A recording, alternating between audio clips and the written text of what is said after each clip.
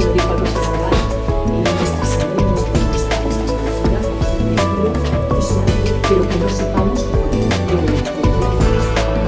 cada iniciativa que surja de la ciudadanía, lógicamente el ayuntamiento, su ayuntamiento tiene que estar al lado de ella.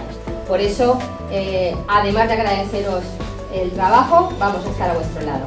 ¿Declaramos inaugurada la semana? Así es, pues ya está.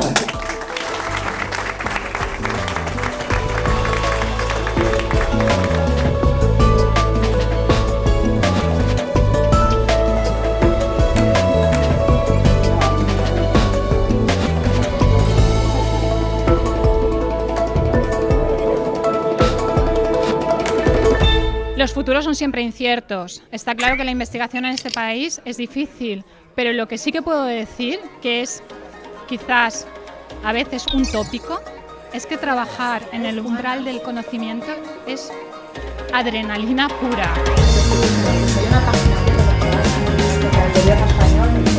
El mensaje que yo pretendía transmitir ha sido, por un lado, explicar de una forma sencilla qué son las enfermedades raras, qué significa este adjetivo añadido a una enfermedad, y por otro lado, mostrar cuál es el panorama, cuál es el escenario que actualmente tenemos, sobre todo en investigación, pero también en tratamiento de estos pacientes, que actualmente en nuestro país son alrededor de 3 millones de personas.